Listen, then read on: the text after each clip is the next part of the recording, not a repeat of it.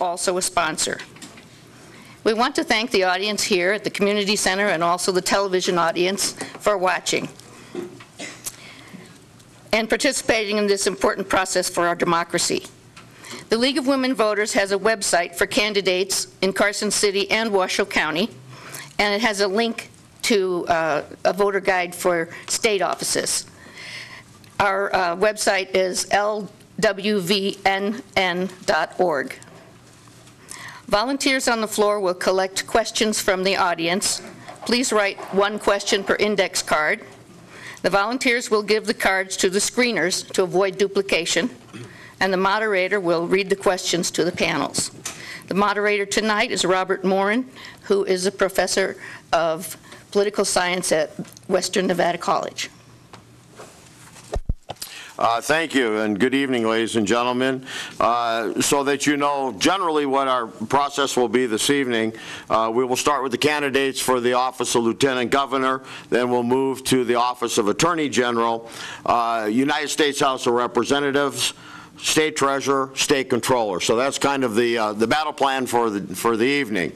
Would ask a couple of requests. The first request would be if you would please put your cell phones on a vibrate or turn them off. It's a little bit irritating for our candidates when a cell phone goes off, so please turn those off.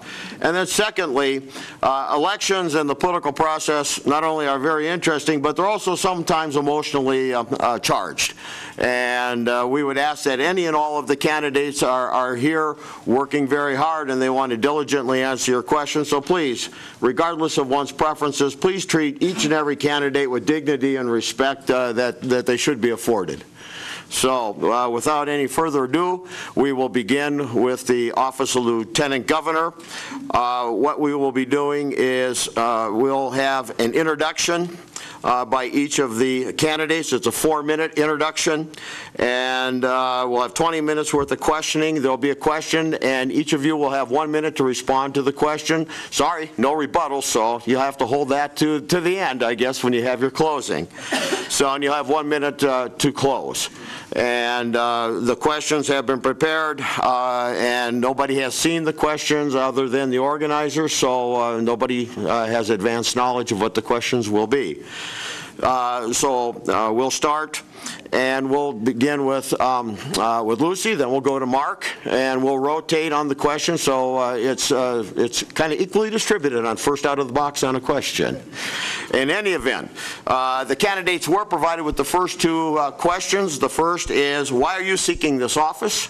And the second is, what are your qualifications? So that's part of the introduction, and we'll begin. Lucy, you have 4 minutes for your introduction, please. Thank you so very much. Well, first of all, thank you all for being here this evening, and thank you for this opportunity. So I don't eat up a whole lot of my 4 minutes, I'll just go right into it. My name is Lucy Flores. I represent Assembly District 28 in Northeast Las Vegas. I was elected in 2010. I decided to run for Lieutenant Governor not for some political reason, but because I understand the challenges that everyday Nevadans face. And I have experienced those challenges firsthand. I grew up in my district. I'm very proud to represent that district. I've been there since I was 2 years old. But I did grow up, unfortunately, with a lot of challenges. When I experienced challenge at home, my mother left when I was 9. There wasn't a whole lot for me by way of resources. I was a very good student. But when I experienced those challenges at home and there wasn't a whole lot of good positive influences for me, I very quickly fell through the cracks. I failed every single placement exam on purpose, and no one noticed. Not a single teacher got involved. No one came to my home, and there just wasn't anyone to guide me. And so I very quickly fell in with the wrong crowd. I ended up on juvenile parole by the time I was 15 years old. By 17, I was a high school dropout. And there was no indication at that time that I would certainly be here with you as your Democratic nominee for Lieutenant Governor or practicing attorney or anything else that I've accomplished in my life. And the reason why I'm here is because I eventually did get someone who made a difference in my life, someone who spent some time and some resources. And that was actually my parole officer, of all people. And you know, people ask me all the time if I keep in touch with her, and I joke around and I say yes every now and then. I feel the obligation to check in and let her know what I'm doing.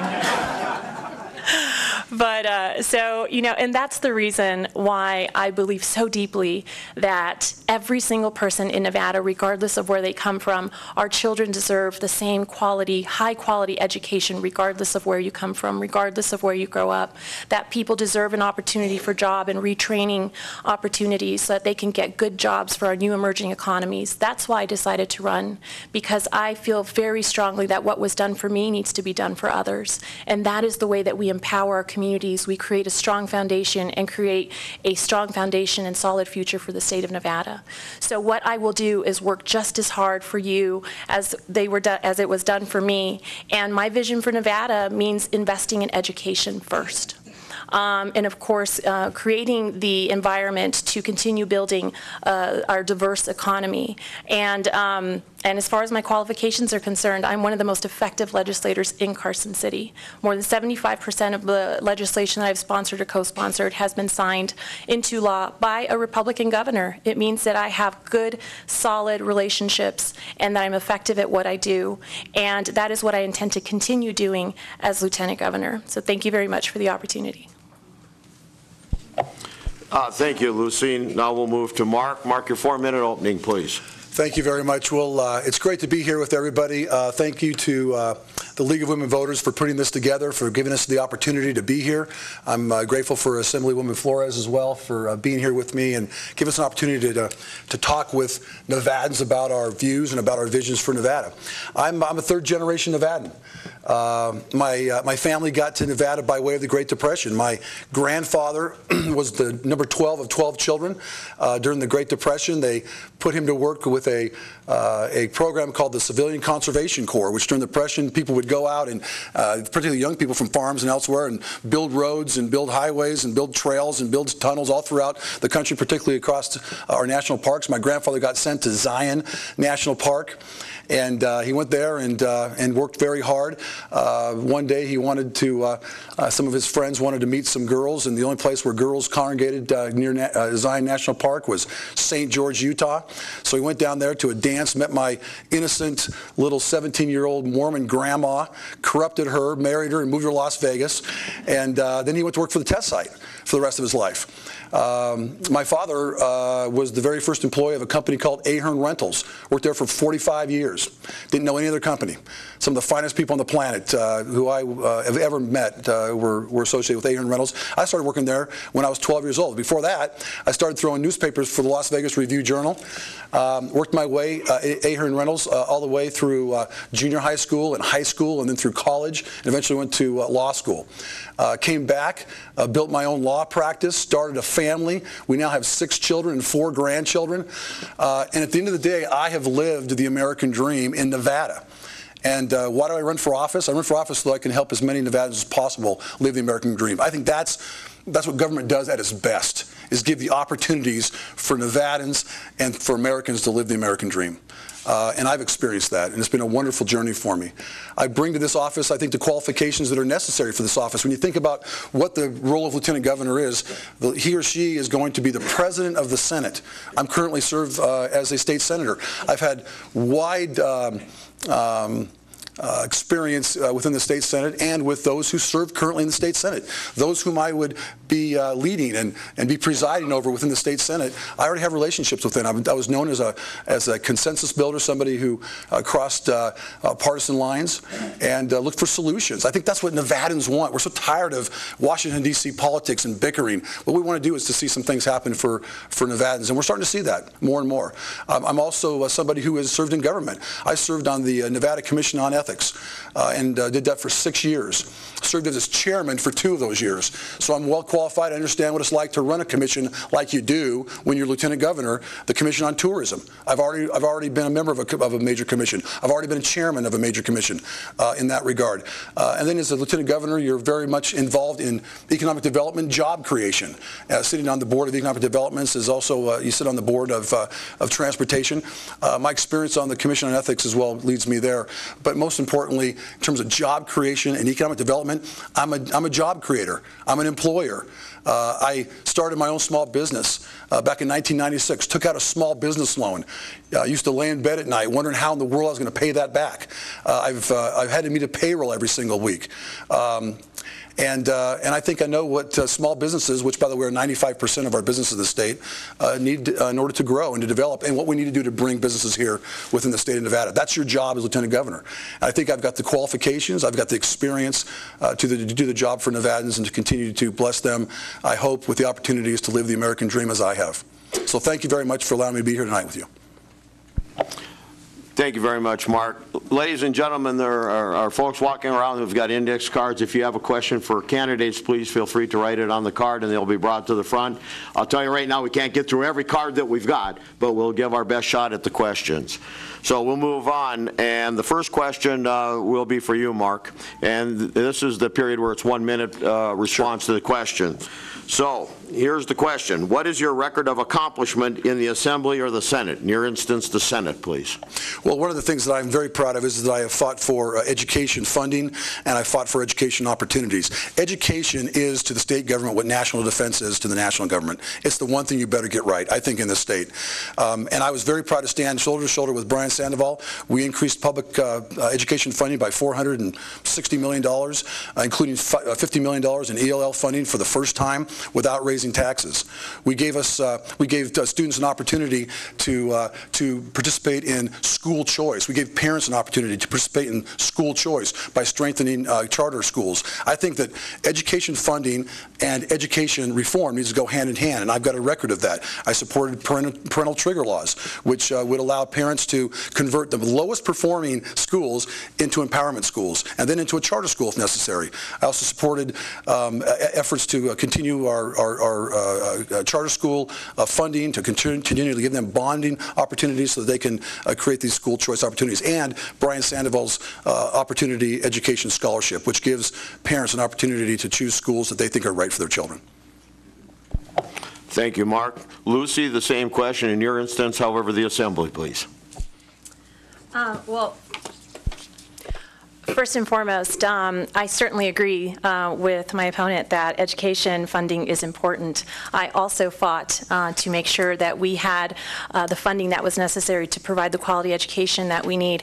However, we didn't get very far because what is being referred to as an addition was actually just a replacement of, we cut education by $1 billion. And we've actually only replaced about a quarter of that. You'll hear a $400 million number being thrown around, but those were actually just costs that needed to be absorbed for the growth of our school districts. So I will continue to fight for real increasing in funding for educations, not just the replacement of all of that money that we've cut. And in addition to that, I was looking out at the timer and it didn't start. It still says a minute, so I have no idea how long I've been talking. So I'll just wrap up very quickly so I don't steal any extra time.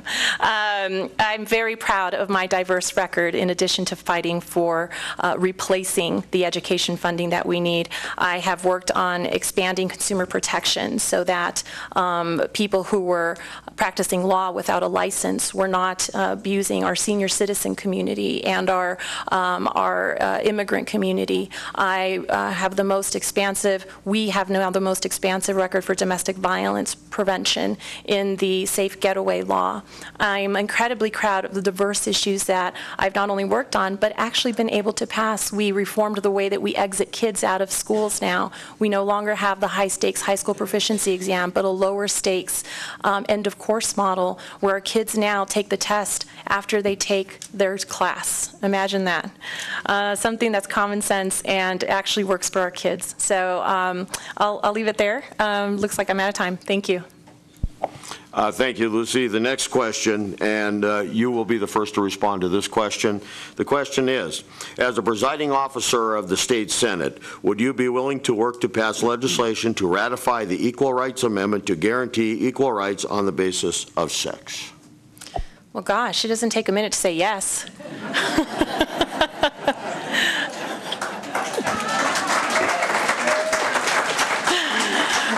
Look, that should have been done when it was first introduced. I mean, the fact that, and quite frankly, that I would be now just the third woman, if I'm so honored to be elected by you all, to be a lieutenant governor in Nevada, and actually only the second elected. I had a conversation with Sue Wagner earlier today, and she reminded me that she was the first elected. Prior to that, her predecessor was appointed. So it would be an incredible honor to continue in that legacy. And quite frankly, it is long, long overdue. We absolutely need to get that done. It should have been done a long time ago, and I will be very happy to be a part of that effort and to lead that effort to finally get that ratified by Nevada. Thank you, Lucy. Mark, same question, please. Oh, I will work very hard to do whatever it takes to ensure that there are equal rights to both men and to women. I think that's one of the great civil rights obligations that we have as public officials. I've got 3 daughters. I've got a beautiful wife. I've got 2 granddaughters, and I'll work every bit as hard as anybody to ensure that we have equal rights, we have equal access, we have equal opportunities. We've got to make sure that our daughters have all the opportunities that our sons have, and I'm somebody who believes that we have equal access to jobs, to education, and we fight hard for both our sons and our daughters. So I'd be happy to support any and all efforts to make sure that we ensure equal opportunities for our children. Thank you, Mark. We'll move on to the next question, and you'll be the first to respond to this. Okay. The question is, what is your position on question 2, the second passing of a proposed constitutional amendment regarding the taxation of mining? Yep. What do you consider to be a fair tax on mining? Well, I think that mining, to begin with, is one of the most important industries that we have in the state of Nevada. As Lieutenant Governor, you're responsible for and tasked with making sure that our economy is strong. Mining is one of our most important industries. I think it employs, it's the 3rd highest employer, 15 to 16,000. So my first position is let's make sure we keep mining strong. Let's make sure that we don't do something that's going to be adverse to its strength and its ability to continue to employ, continue to employ Nevadans.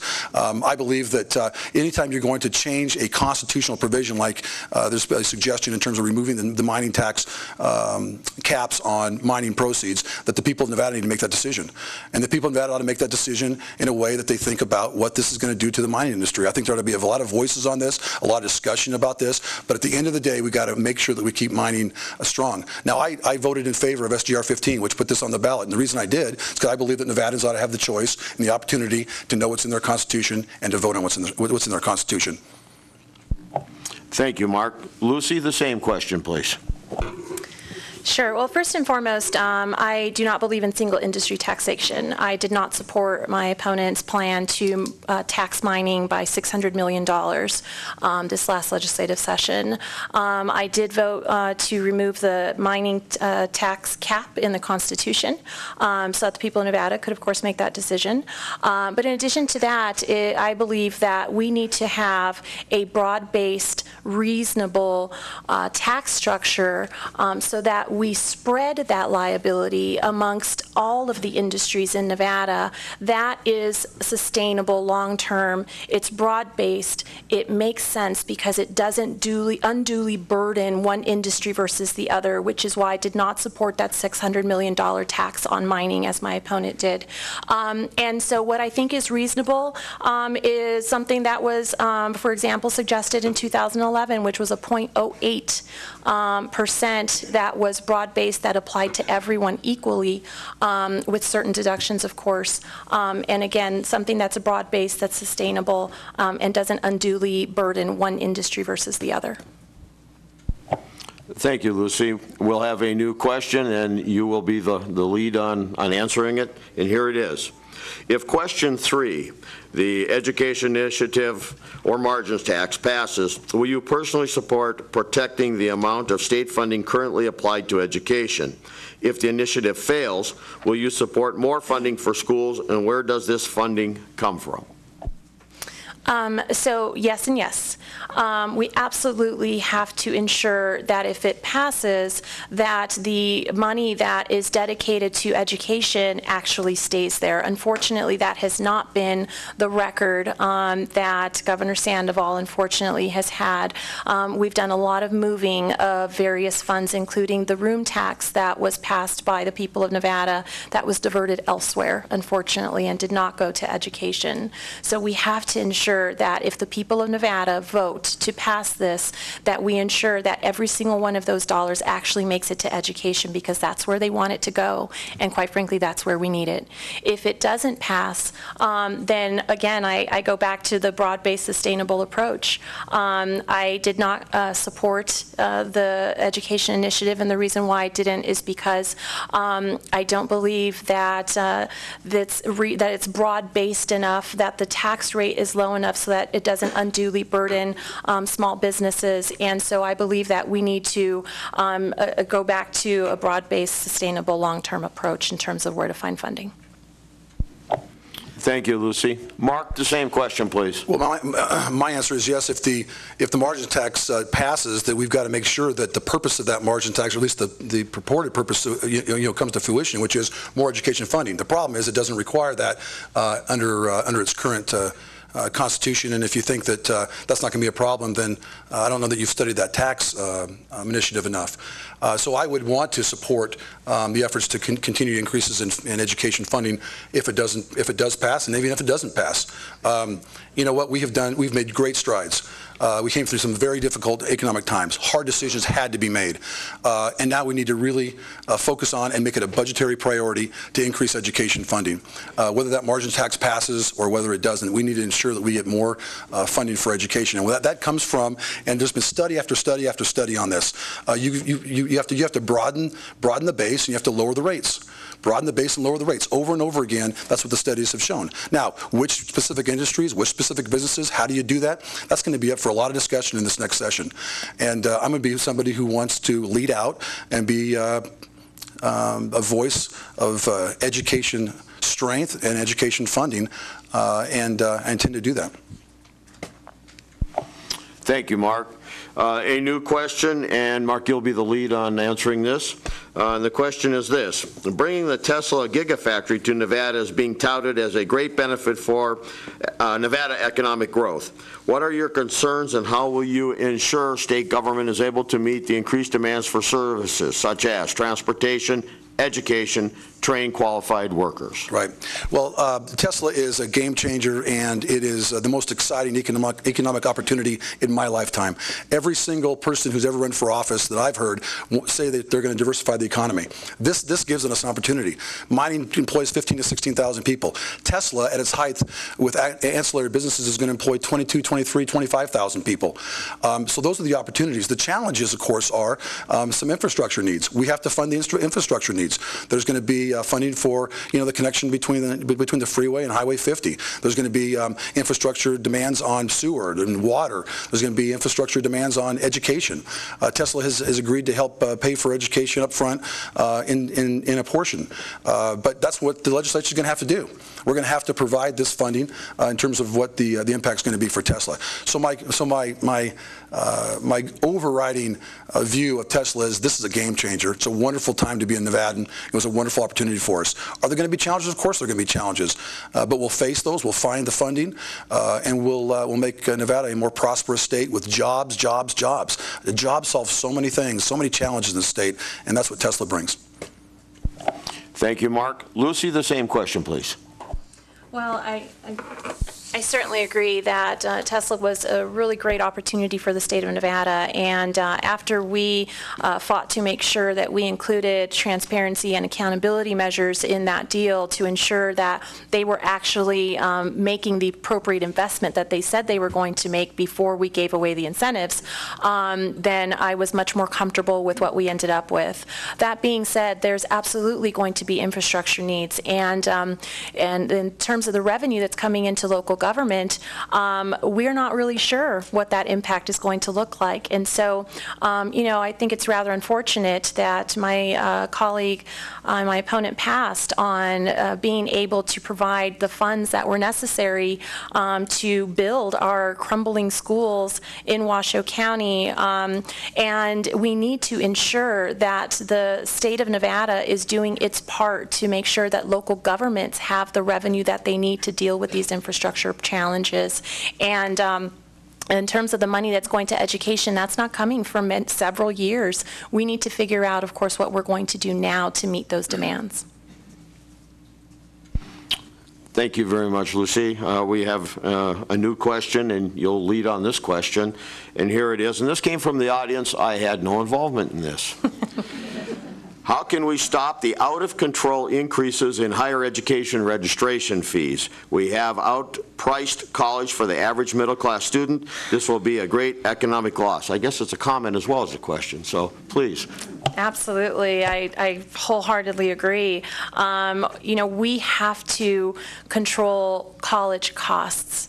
It is the key to upward mobility for so many of our young people, for our communities, for those who are trying to retrain themselves.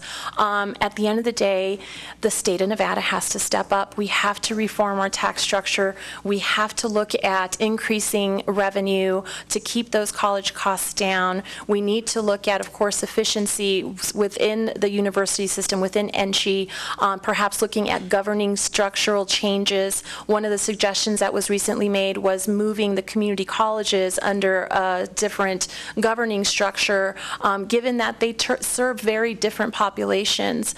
And that was a suggestion that I supported. And so we have to think creatively of how we make better use of our funds to ensure that colleges are accountable for the money that we allot to them, and making sure that they're actually graduating their students. But it's absolutely one of the biggest concerns and priorities that we should have as state leaders. Thank you, Lucy. Mark, the same question, please, sir. Well, I'm a graduate of UNLV. I know what it's like to go to a state school. I know what it's like to pay tuition that the state charges. And of course, if we can lower where we can the cost of education, that's exactly what we ought to be focused on and doing. There are many ways to do that. One is to have the state contribute more and find more funding resources. And we certainly need to be evaluating that. I think that's going to be a discussion that we're going to have in this next legislative session. But you know what else always drives down cost? Always. It's competition. That's what drives down cost. I spoke at the graduation ceremonies for ITT Tech, a great vocational school with opportunities to get into very good paying jobs, $50,000, $60,000, $70,000 a year jobs some of these graduates are coming out and making. This is an alternative and a way for competition to drive down some of these costs. Other schools in the private sector are doing the same thing within vocational, within higher education. We need to provide as many opportunities and provide as many opportunities as we can, even virtually on the internet. Technology should help us solve some of these cost challenges. You can take a lot of courses, including college courses, online to drive down those costs. So you've got funding opportunities to increase those, but you've also got competition. You've also got technology that's going to help us drive those costs down, and we ought to have an all-above approach. Thank you, Mark. A new question. You'll be the first to answer this question. What are your ideas on workforce development, for example, the role of the community college? Well, I think particularly with Tesla coming, you're going to see that as a model. As we speak, I don't know if as we speak, but within the last couple of weeks, our employment division has sent representatives up to Stanford to study what Tesla does as far as workforce development with what they're doing in California and try to replicate that, and we will replicate that here. We need to really allow people to get into good paying jobs that may or may not require them to go to college.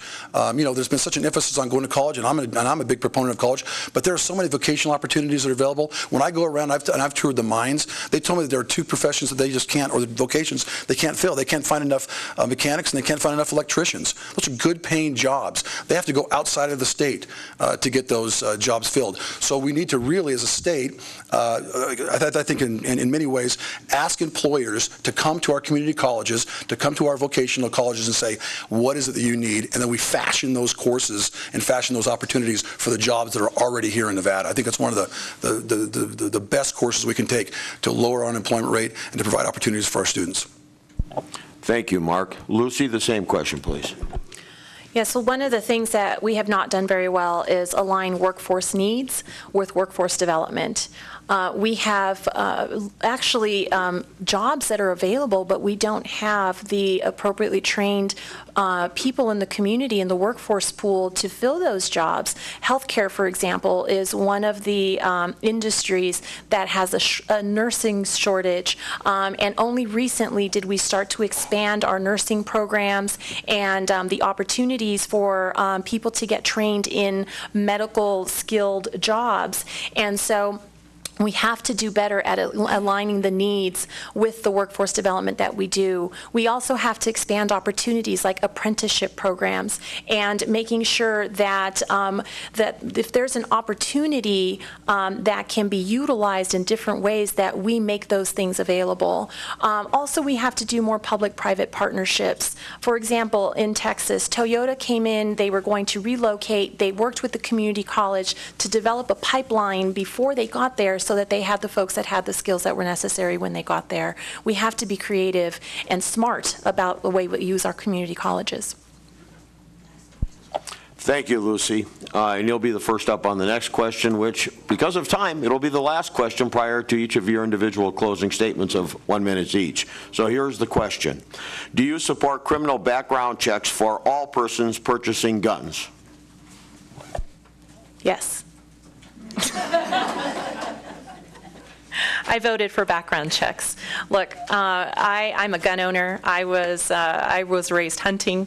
You know, when I was a kid, my dad used to take us up to Ely and Elko. So I absolutely respect our right to own guns. That being said, Nevada leads the country in domestic violence-related homicides. We know that when folks that have mental illness or people have domestic violence-related convictions, that those folks should not have guns, should not have access to guns. And so we have to make sure that we're doing our best to screen these folks and make sure that we're keeping guns out of the hands of people who shouldn't have them. And the more that we can do to work on that, the safer our communities are going to be. Thank you, Lucy. Mark, the same question, please. Well, I did not support SB 221. Matter of fact, Governor Sandoval vetoed that, and the reason I didn't support it was because I'm a big Second Amendment proponent. I'm a big supporter of public safety, but what I'm not a supporter of is the federal government creating a gun registry. And that bill would create a gun registry. Let me just give you an example. That bill required that even if I, as a concealed weapons permit holder, which I am, was selling to another concealed weapons permit holder, we've both gone through the background checks at great length, I still got to go down to a gun dealer and have that gun transfer recorded. Now that's a gun registry. I don't think Americans want a gun registry given where we've been going with our federal government. What we want is safety. That requires us to have a database that those who shouldn't have guns don't have guns, and you check that database. And so what I proposed and what I supported was SB 520, which was the alternative bill, which said, let's have healthcare professionals have an obligation to report those who are dangerous to themselves. Let's increase the reporting requirement timeline for government agencies, and let's make sure that straw purchases are eliminated. That would do more to curb the violence of the gun violence that we've seen in this country, more than making sure that private individuals who already have gone through background checks have got to go down and have their guns registered. Thank you, Mark. We'll now move to the closing statements. Each of our candidates will have 1 minute for a closing statement, and one of the candidates who was unable to be here submitted a statement. So after our two candidates have made their closing, then I'll read into the record the statement. And Mark, we'll start with you. So your 1 minute closing, please. So I'm sorry, are you going to start with his statement or no? No, that'll be the third. Okay, great. That's great. Well, thank you so much for being here. You honor me by your presence. I know that you have many things to do this evening, and you're time-starved like I am. But you're also part-time political junkies, probably in some ways. You know, Dwight David Eisenhower said, if you love your country, if you love your freedoms, if you love what the Constitution has blessed you with, you ought to make politics your part-time profession. Because politics won't ignore you and me. We can ignore it all we want. And what I want to be able to provide for Nevadans is an opportunity to live the American dream, just like I have. And I want to provide them with educational opportunities, with good chances to have school choice. I've supported school choice. I've supported as many options as possible to parents. I don't think that my opponent has done that. We both have supported funding increases. My opponent hasn't supported school choice, hasn't supported the opportunity scholarship in education to give the parents the right to choose the schools that are best for their children. That's what I think we got to do. Increase funding and increase opportunities for school choice. That's what's going to make Nevada strong. That's what's going to give our children an opportunity to have the education that they deserve. Thank you, Mark. Lucy, 1 minute closing, please. Thank you again for the opportunity, and of course for all of you for being here. You know, ultimately, I think that if you want someone who is going to fight for everyday Nevadans, tooth and nail, every single day, then that person is me. I'm very glad that my opponent has achieved the American dream, as have I, which means that we should also support policies that give everyone the opportunity to reach that American dream by investing in education, by ensuring that people have workforce employment training and retraining opportunities, that we create an environment that allows business to thrive.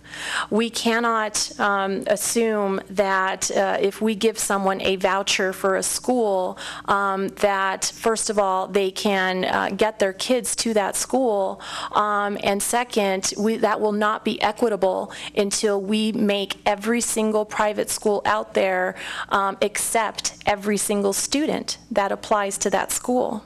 So I am all about choice. I support charters, but it needs to be equitable if in fact every single student is going to have the same opportunity for high quality education. And if you want someone who is going to fight for that every single day and keep everyday Nevadans' interests in mind, then I hope that you will vote for me. So thank you very much for the opportunity. Thank you, Lucy. And this is the statement I'm reading into the record that was submitted by Mike Little, the IAP candidate for Lieutenant Governor. It reads as follows. Please accept my apology for being unable to attend the debate. I am not running for office against Mark Hutchison or Lucy Flores, as they both have a very similar voting record which reflects the true ideology of each of these candidates. I am running as an independent against the two-party system reflected by the Democrat and Republican parties.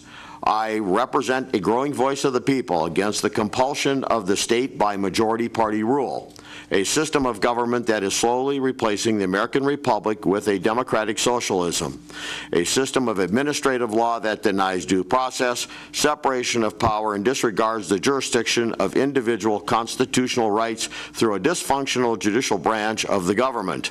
I represent independent movement that is growing throughout the United States, rejecting the progressive movement to convert rights into privileges for the purpose of government control via excise taxation. I support a free market economy as opposed to a government-managed market economy. Thank you for participating in the electoral process. Be sure to get out and vote. You can find me at votemikeLittle.com. And that concludes the written statement that he submitted. And how about a round of applause for our candidates?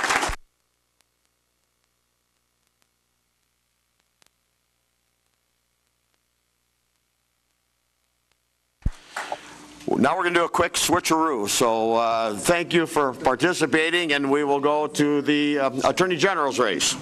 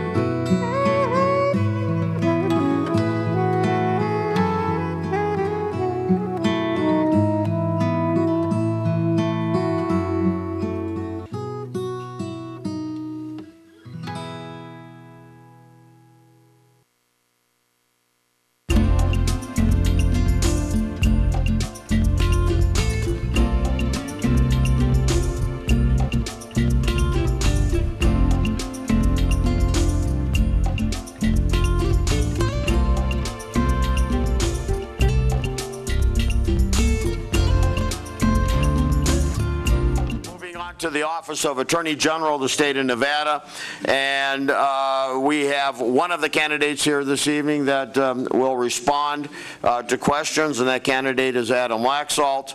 The format will be the same as the format for the candidates for Lieutenant Governor. Adam, you'll have a 4-minute introduction to tell us who you are and why you're qualified for the office. Once that 4-minute period is over, then we'll go to 1-minute response times on questions that will be asked, and then you'll have 1-minute closing at the end. So we'll get started. Your 4-minute introduction, please, sir. Thank you very much. Well, I was raised by a single mother, and I have a wife named Jamie and a baby daughter that's 18 months old. And these are the people that inspire me to run for this office. Like both candidates just said a few minutes ago, I believe very much in the American dream, and I believe in the future of Nevada, that we are a unique state that has always provided the American dream. The Attorney General's office is unique because you are the top law enforcement officer, you are the top cop of the state. So you're one of the few offices where you can work at a statewide level to deal with all the major issues that affect our families as far as crime is concerned. So domestic violence, recently a lot of you I'm sure have heard of human trafficking, that the current Attorney General has done a great job working with federal law enforcement, local law enforcement. When you bring all these resources together with this office, you can make sure that you're responding to the problems we face as a state, and we do face many problems in the criminal arena. We face a rise of prescription drug addiction, and when you speak to the sheriffs around the state, this has led to the growing epidemic of a rise in heroin addiction in the state of Nevada. These things are related because, unfortunately, our kids get hooked on prescription pills, and they're actually very expensive and hard to find out in the market. So, you know, as hard as it is to believe, you have a 17-year-old kid that'll turn to heroin because it's a cheaper alternative. And this is something the Attorney General can work very hard to combat, something I want to work very hard to make sure that our law enforcement is making our families safer. Another major issue we face is senior fraud. We all have older relatives. I know I have a 88-year-old great aunt, and having the thought that she's getting phone calls every day, and they're senior predators out there that are basically trying to steal retirement and steal the last funds our seniors have to live on. This is something that we just can't tolerate, and it's something that the Attorney General can work very hard to fix. I'm coming out of the U.S. Navy. I went to Georgetown Law School, and post-September 11th decided to volunteer to go into the service. And not long into the service, we were in the middle of the surge, and we were having great difficulty finding enough people that are willing to serve over there after our Marines and our Army units had been on second and third tours. So I was part of a wave of Navy officers that was willing to volunteer and go over there. And I was sent into the detainee operations world, and it was a unit that was set up that it was supposed to detain all of the terrorists and criminals in Iraq and assist with the prosecution, make sure the really bad guys are going behind bars for good or forever. And this was very challenging work. And most importantly, it was something that I had no training for going over. You had to learn to think on your feet. You had to respond to very adverse circumstances in a very dangerous environment. This is a skill set I bring to this office, something that's important for the Attorney General's office, because you are the top legal officer for the entire state, and you're going to deal with a variety of problems that change and move, and you need to be able to face all of them. I'm almost out of time, but I was also a Navy prosecutor and served as a federal prosecutor as well, and I was nominated for my last tour of duty in the U.S. Navy to be a professor of law at the U.S. Naval Academy, which is a great honor to teach our young ones, our future officers in the Navy and Marine Corps. Thank you. Thank you, Adam. We'll move to the question portion.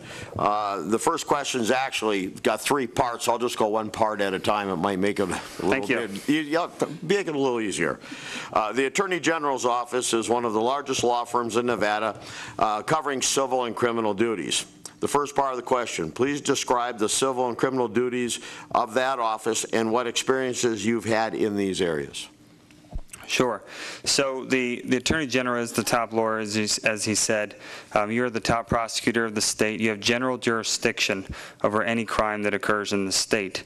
I'm a conservative, so it's not something that I would want to step over all the local prosecutors, but you work with your DAs in every county and make sure that any assistance they need, or if there is a conflict of interest or a major case that the Attorney General needs to take, then you prosecute that case. On the civil side, the Attorney General has to be the general counsel for over 100 state agencies.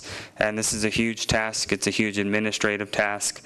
This is something I did in the U.S. Navy. I was a general counsel in the Navy, and I had to, in a major base installation, give a commanding officer very timely advice, sometimes very hectic advice given the environment, and make sure that I'm steering a naval command in the right place, and something that I plan on doing for Nevada. I ran out of time. Thank you, Adam. The second part to the question, when did you obtain your law license in Nevada, and what types of cases do you handle? I took the bar in 2000. I've been a barred attorney since 2005 when I graduated from law school, and I took the Nevada bar in 2010. So I've been a barred Nevada attorney for 4 years. I practiced civil law at a firm in the state called Lewis & Roca, and I'm a business attorney, and I do general counsel work as well as litigation. Thank you very much, Adam. And the third part of the question, what experience do you have that will assist you in office management and employee management? Well, when you become an officer in the U.S. Navy, you're immediately trained to be a leader and to be able to lead people. And I've had to be in charge of people since the first day I became an officer. And the one thing that's unique about being a Navy JAG that's different from some of the other services is you're an officer first, and you have to be in charge of many different areas on a base. So, you're in charge of the entire drug and alcohol program for hundreds of folks. And when I was in Iraq, I was the officer in charge of the headquarters element of detainee operations, where we had to manage 40,000 detainee files, 20,000 active detainees, and a countrywide task force. Thank you, Adam. The next question. Are you actively supporting passage of question 1 regarding the establishment of a Court of Appeals? How will this affect your office and the court system in general? Yeah, over the last number of years, the Court of Appeals has failed to pass in Nevada, and I think the concerns were increased cost and creating another layer of government, something that I don't typically support and wouldn't want. But in the case of this Court of Appeals proposal, one of the justices has come up with a way to be virtually revenue neutral and make sure that the Court of Appeals is only dealing with certain very repetitive cases that right now are bogging down the Nevada Supreme Court. And if we want to be the business-friendly state we need to be, if we want our economy to grow, we need to be able to tell businesses that our courts work and cases move through the system. And I can tell you, I have to, in the last number of years, when a client's asking me whether or not they should fight a litigation matter, oftentimes you have to tell them, well, the risk is you're going to be stuck in court for 4 years. And you can imagine as a business owner, they'll say, how much do I need to pay to get this out of the way? So the Court of Appeals would greatly increase our efficiency and move our cases through the system, and as such, I support it. Thank you, Adam. The next question is, what, if any, changes do you plan on making to the Attorney General's office if elected? Well, I announced a proposal a few months ago that is unique to an Attorney General's office anywhere in the country. I want to make sure that there is a military legal service component to the AG's office. I know the governor did a survey of veterans across the state, and their 65% said their #1 issue was affordable legal care. So one change I certainly want to make is make sure that we create this program, which I can talk at greater length if I have more time. But it's a program that I propose that will be revenue neutral, will work in partnership with the private sector, with the state bars, state and county bars, as well as law firms around the state, to make sure that we can accumulate enough pro bono hours through the goodwill of lawyers around the state, which I know lawyers want to do. They want to help active duty and veterans and service members' families. You know, this is something we should provide and something we can do out of the AG's office. Thank you, Adam. The next question. For decades, it has been state policy in Nevada, with the support of the Attorney General's office, to oppose the Yucca Mountain Nuclear Waste Repository project. What would you do as Attorney General regarding the Yucca Mountain project? You know, the current Attorney General, that's absolutely correct. The current Attorney General has fought the Yucca Mountain tooth and nail, and it's something I would absolutely continue. We just received additional funding to make sure that the Attorney General can continue fighting those lawsuits. I'm opposed to Yucca Mountain, of course, and I'm opposed in general to the federal government that decides what is best for Nevada, whether it's Yucca Mountain or whether it's sage grouse. You know, these are issues that we need to fight back against. Nevadans need to gain more control of our economy and our choices, and this is something that I think I bring that's unique to this office. I want to make sure this office is fighting against the federal government, picking good lawsuits that can increase our economy, free us from federal regulation. These regulations are coming from federal bureaucrats in Washington that just have no accountability. And even when we have a bipartisan delegation that says something's bad for Nevada, you know, Washington doesn't listen. And the Attorney General is in a unique position to file lawsuits and to hold these agencies accountable. It's something I will do. Thank you, Adam. The next question. What more needs to be done to stop the sex trafficking in Nevada? Well, I credit Attorney General Masto. She has, last year, if you hadn't heard, she pushed through some groundbreaking regulations that gave the criminal law enforcement more tools to go after human traffickers in this state. We need to keep on this. And first day on the job, I need to see exactly how effective these measures have been. We have a task force currently right now that brings together federal, state, local law enforcement and tries to attack this in a systemic way. And it's something we need to keep on the offensive, something that we can't let our guard down, because Nevada right now is one of the worst states for this. And with the increase of online human trafficking, this is going to become potentially a more challenging problem for us in the future. And the unique thing about the Attorney General's office is you do have 15 bills each session that you can propose to the legislature, and I will work very hard to pass those bills. And in the case of human trafficking, if we discover in a year that we're missing a criminal sanction that our law enforcement, our sheriffs, and our DAs need to put these people behind bars for good, that's something I'll fight to do. Thank you, Adam. The next question, it'll be the last question prior to your 1-minute closing statement, and the question is this. Do the current medical marijuana statutes in Nevada have flaws which you believe need to be corrected, or which will affect your duties as Attorney General? It's the job of the Attorney General to enforce the law. I think we have an increasing trend around the country where both attorney generals and in some cases judges, unfortunately, are playing politics with the law. And as I travel the state, this is something that concerns all of us greatly. We do not want law to turn into politics. And it's very important that the Attorney General follows the law, enforces the law, and doesn't interject politics into the law. And so specifically to the medical marijuana, as far as I know, there are no flaws other than we need to always take safety into account. And if we feel like in a year that we all of a sudden have dispensaries 10 feet from schools, then obviously that's something we need to look at and make sure that high school kids aren't passing these things on the way in and out of class. Thank you, Adam. And now your 1-minute closing statement, please, sir. You know, the Attorney General's office is the most important, at least next to the governor, I believe, the most important office of the state. You do have these dual hats that I've mentioned. You're the top law enforcement officer. You have to make sure Nevada families are safer every single day. And the other thing that I want to make sure I'm working very hard on is fighting for our economy, fighting against federal regulations, fighting against things like the sage grouse, to make sure that we can continue to grow as a state. I'm honored to have the endorsement of Governor Sandoval. I'm honored to have the endorsement of the gentleman standing in the back of the room here, Congressman Amodei as well, fellow JAG. And I'm extremely honored to have the endorsement of the grand majority of sheriffs and DAs in this state. The sheriffs are nonpartisan races. We have 15 of 17 sheriffs that have endorsed me for Attorney General.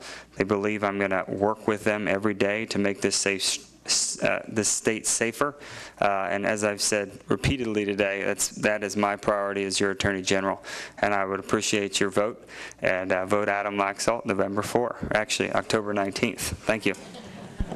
Adam, thank you very much, and ladies and gentlemen, a round of applause for our candidate, please.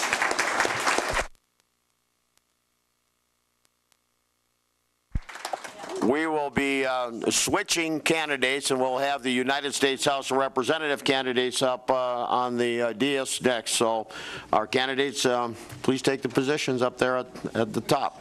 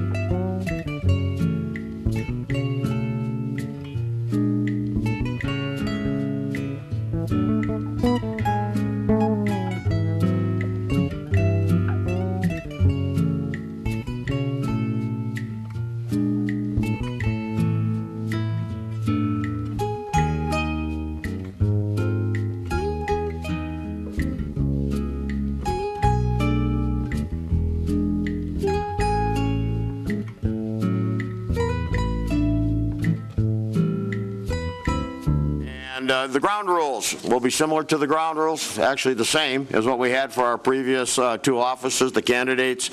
Each candidate for the U.S. House of Representatives will have a 4-minute introductory statement. Then we will have a series of questions, and we'll rotate it so that each of the candidates is able to, at one point or another, get a new question. There will be 1 minute for a response to a question, and then when we've completed the allotted time for the questions, there will be a 1-minute closing. The questions have not been shared with the members or the candidates running for the U.S. House of Representatives, except for 2, and it would be, why are you seeking this office, and what are your qualifications? So we'd request that you address that. So, what are your 3? No, I'm looking at the front. Okay. That's what I have. So, with no further ado, we'll start from the left, my left, and going to the right. So, Mark, you will open up with a 4-minute opening statement, please. Thank you, Mr. Moderator, and I want to thank the League and the AAUW for doing this. Congratulate Kristen on her win in the Democratic primary, and Janine in deciding to take this on. And you know, it's not a great time to tell somebody you're in Congress, so in a way you'd feel sorry for anybody who won this race. But nonetheless, here we are. This will be, I've served in this office for 36 months and 15 days, but who's counting? This will be the 3rd time I've stood for election for this office, which I think is a neat thing to have happen in 36 months and 15 days, because you get instantaneous feedback on an average of a little over 12 months. And that's what we've tried to do in that 36 months, is we've tried to establish ourselves as people who are workhorses and not show horses. And so when you talk about hitting the ground running, when you're elected on a Tuesday and you're sworn in on a Thursday, I hope that you'll agree that with committee assignments in terms of importance for Nevada in public lands, and then moving over to the Appropriations Committee, which allows you to have a more detailed say in terms of how money's spent if the Senate ever passes an appropriations bill again. It allows you to do things like take care of the resort industry, do some phenomenal oversight over our public lands agencies, FCC, all sorts of agencies which have an impact on our life here in the state that is the highest state percentage-wise of federal ownership in the Union. Alaska has more acres, but Nevada has the highest percentage of anyone. So it's a unique and challenging task. It's a phenomenal honor to be able to say that you represent the people of Nevada, and I want to thank you regardless of what happens on October 19th or November 4th and in between for a phenomenal privilege to say that I represent the people of Nevada during that time frame. And with that, I'll yield back, Mr. Moderator. Thank you, Mark. Janine, you have 4 minutes for an opening, please. Thank you. They called me yesterday and said we'd be doing this, and I spent the day driving here from Elko, some 330 miles. I felt it was important enough to come. I am a mother and a grandmother. I have 4 children and 12 grandchildren and 1 on the way. The reason I'm running is because I'm concerned about their future and the future of America. We have many problems in America today, and running for Congress is a wonderful opportunity to discuss those issues and to bring them to the forefront. I've spent my entire adult life working at the state legislature as a volunteer citizen advocate for parents, for teachers, in particular for taxpayers and for families. And I have very deep concerns about what's happening in America right now. And so the reason I'm running for this office is because we continue to elect Republicans, and I am an independent American. We continue to elect Democrats to office, and what do we have in Congress? We just get the same thing. It never changes. And so we have to stop doing the same thing over and over again if we think we're going to have different results. As Mark mentioned, and we've been friends for years at the state legislature, he mentioned about Congress. There's a 9% approval rating of Congress, and why is that? I think it's because they have not responded to the needs of the American people and the desires of the American people. One of those issues that I'm very concerned about is the issue of what's happening in the crisis on the border. We know right now, when you look deeper into it, that of those crossing the border, most of them aren't little children, but they're teenage boys between the age of 16 and 18 that are certainly primed to be recruited by the cartels into gangs. We could change the law. The law, if it were only for Central Americans, the same as it were for those from Mexico, they wouldn't be getting a court date for 4 years from now, and 94% of them never showing up. This is a broken system, and we need to change that.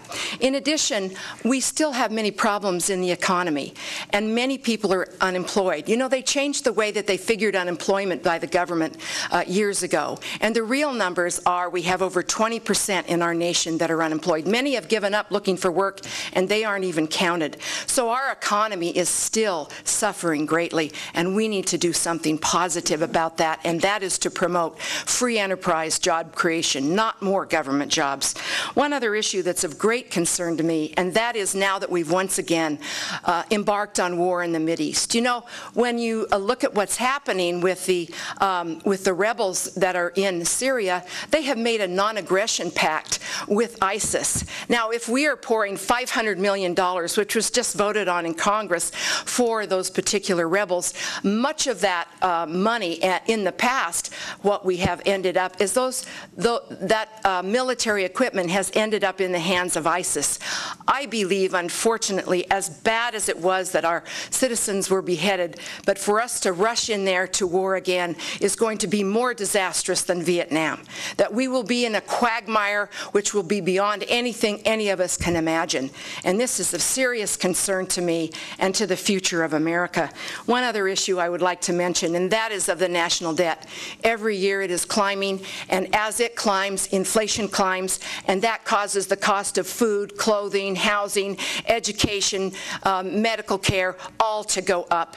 And you and I are suffering under that burden of the national debt. And we have to respond to that in a way we haven't. And if all I can be is a voice, I know how to speak up. I've been doing it for many, many years. Thank you. Janine, thank you. Kristen, 4-minute opening, please. Hi. Hello, everyone. My name is Kristen Spies, and I'm running for U.S. House of Representatives. Hola, me llamo Kristen Spies. Estoy en esta elección para la Cámara de Representantes de Estados Unidos. Congress is gridlocked, and we need to fix it. I'm running because the issues that Nevadans face are not being addressed. Healthcare, veterans benefits, student loans, immigration reform, tax reform, education. See this map? This is District 2.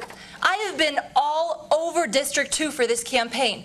Most people don't know what the district is. It goes down to Topaz, all the way across Highway 50 to Utah, up to Idaho. I've been to Duck Valley. I've been out to Lamoille Canyon. I've been on my dirt bike across the deserts of Nevada, on my bicycle, Reno, Carson, Tahoe. I drove my pickup truck all the way across Nevada multiple times to talk with the people and find out what issues are affecting them. I spoke with tribal leaders in Duck Valley. I went to county commissioners, judges, teachers, business owners, students, employees, and hardworking people of Nevada. I took a hunter safety course in Winnemucca, and I went to the VA hospital in Reno to find out what those veterans need and if they're getting the right care. The people of Northern Nevada and the people of America want bipartisan Congress, which works to solve problems that the country faces. She said 9%. I have 15% of Congress's approval rating. That is horrible.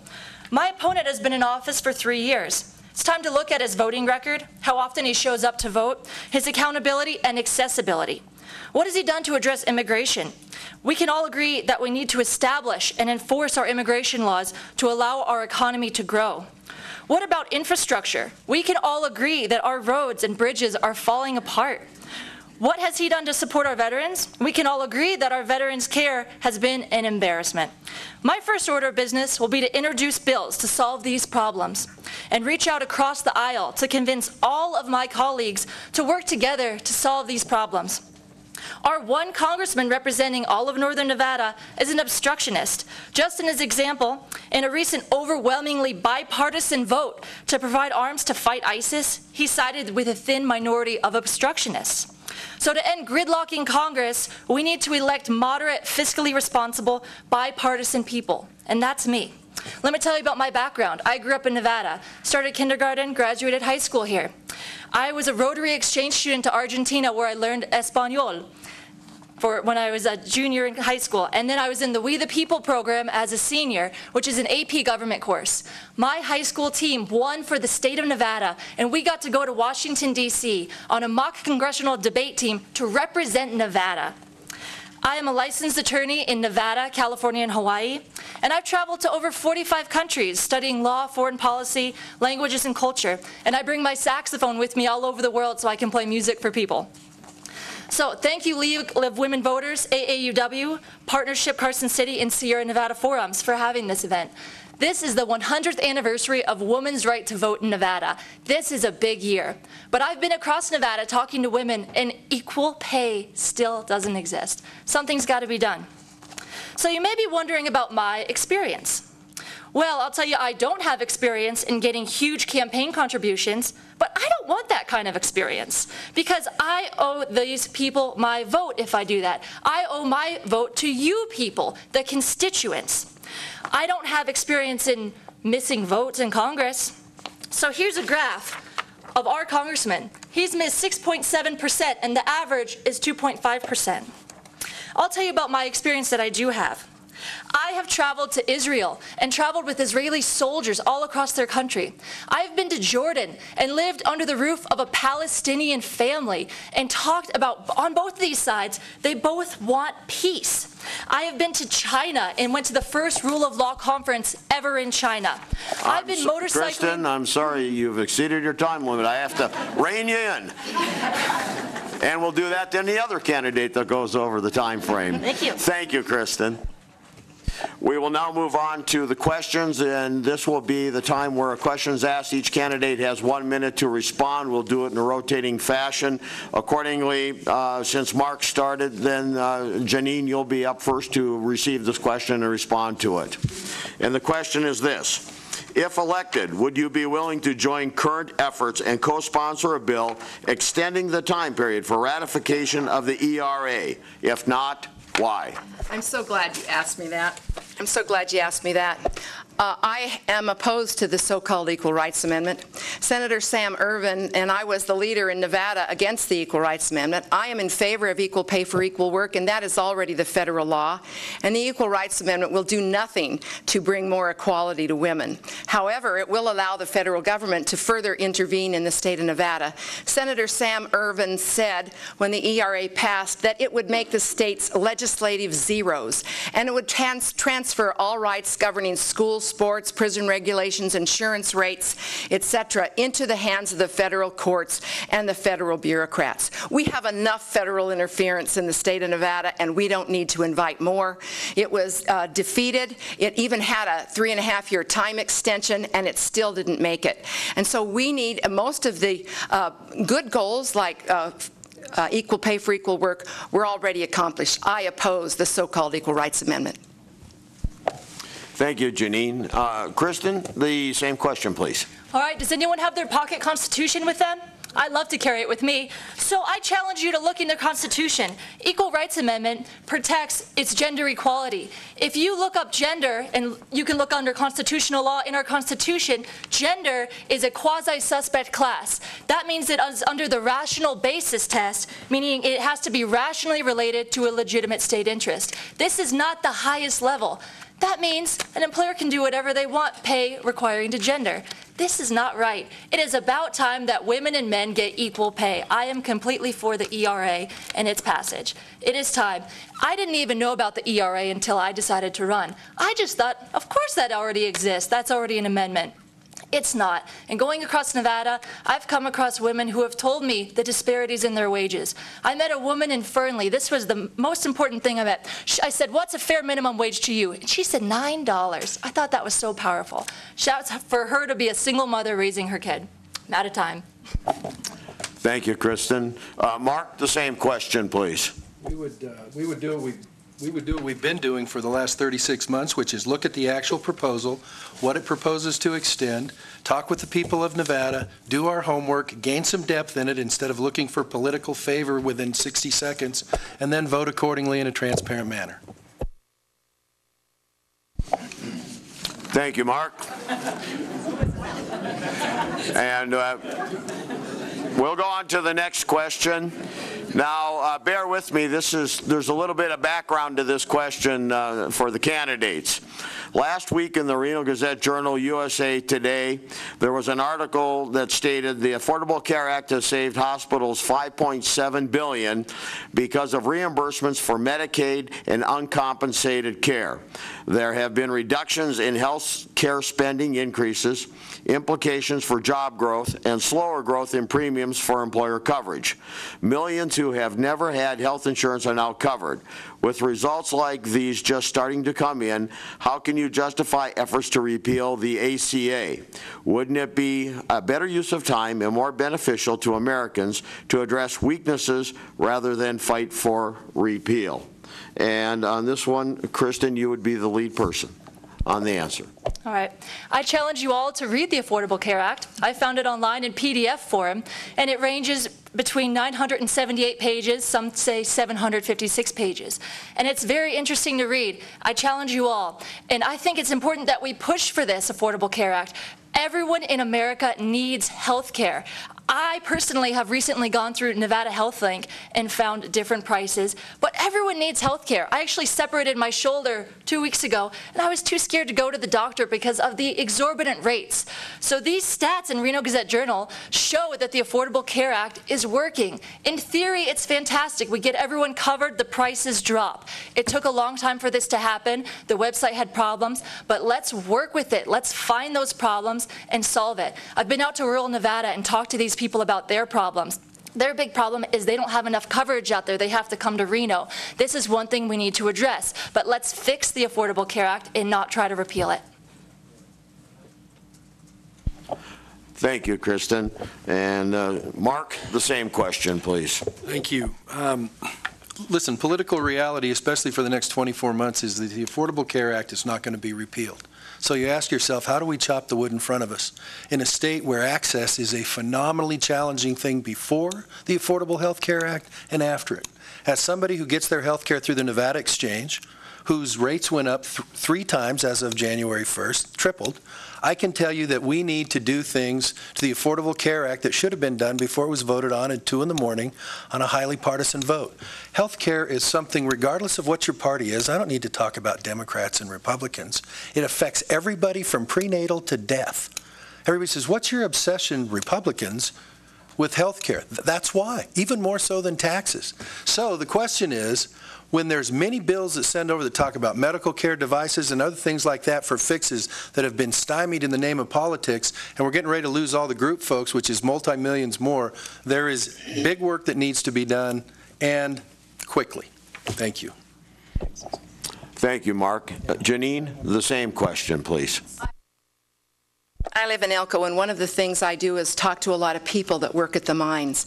And one thing they've told me about what's happened to their health care and their costs since the Affordable Care or the Obamacare went in was that all of the prices for their insurance have gone up and all the coverage has gone down. Now, if that's an improvement, I wouldn't say so, and neither would they. It's a serious, serious problem. What we have with this is socialized medicine, and we've seen the failures of socialized medicine around the world. We had the best medical care system in America. Many things needed to be fixed about it. Many things needed to be changed and improved. But Obamacare is not the answer. Several years ago, I had a ruptured appendix, and I had no insurance. And yet, in working with the hospital, we were able to make arrangements to get a great reduction in what it would have regularly cost and able to pay that. I do not believe that socialized medicine is the answer for America. Thank you very much, Janine. We'll move on to a new question, and Mark, you'll be the first up to respond to this within the 1-minute time frame. And here it is. What changes to the current immigration laws would you like to see? What parts of the DREAM Act, if any, will you actively support and work to get this matter to a vote? The immigration system is broken. The last time we dealt with it was 1986. No disrespect to those people, but it's fair to revisit it now. The status quo is not acceptable. I cannot defend nothing when people ask about immigration, regardless of what your position is. Having served on the Judiciary Committee and the Immigration Subcommittee, when somebody says, what have you done on immigration? It's like, well, for about 2 years, serving with Troy Gowdy as the chairman of the subcommittee, was on the front row in terms of getting out bills on guest workers, dreamers, people who had been here, who had entered without an interview, ag workers, the whole 9 yards. The most frustrating thing about immigration reform is each side thinks they must own it. And it's like, listen, there was a good bipartisan group that had people like Zoe Lofgren, Luis Gutierrez, Raul Labrador working on it. And the fact that the political winds keeping that from coming forward is a very embarrassing thing. I will continue to work for immigration reform based on my public statements for the last 3 years. It's no secret where I am. Thank you. Thank you, Mark. Janine, the same question, please. Ronald Reagan said that a nation without borders is no nation at all. And that's the problem we have right now. We have no border. We have all kinds of people, and we can't even identify them pouring over the border right now. We have a serious crisis in America. Not only do we have children and teenagers and others pouring over the border, but we have cartels, we have terrorists, we have people whose health has not been checked, and many problems with disease. We need to respond to this crisis and protect America first. There are many answers, as Mark talked about, that we may be able to reach agreement upon. However, right now, something needs to be done with the border. And what we find in Congress is a blockade for us to be able to protect the American people. We're fighting a war on terrorism in the Mideast, and yet our borders are open, and terrorists are crossing daily across our borders. And this is a serious, serious security threat to all of us. I have 12 little grandchildren. I'm seriously concerned about their future with this threat on the border. Thank you, Janine. Kristen, the same question, please. Quiero reformar migratoria. Es algo que tenemos que hacer. Es muy importante. It's very necessary that we reform immigration right now. That is a huge problem in our country. One thing that we have to do is tighten up our borders. This is very important. And we have to have a comprehensive path to citizenship. Let me tell you why this is a real problem to me. I grew up in a town that is 45% Hispanic. I grew up with friends who were born in Mexico, came over at the young age of 2, 3. They don't even speak Spanish. And later in life, high school, college, they were having problems with deportation of family members then. This is something that's very real and evident. This is in our own community. It has to be addressed.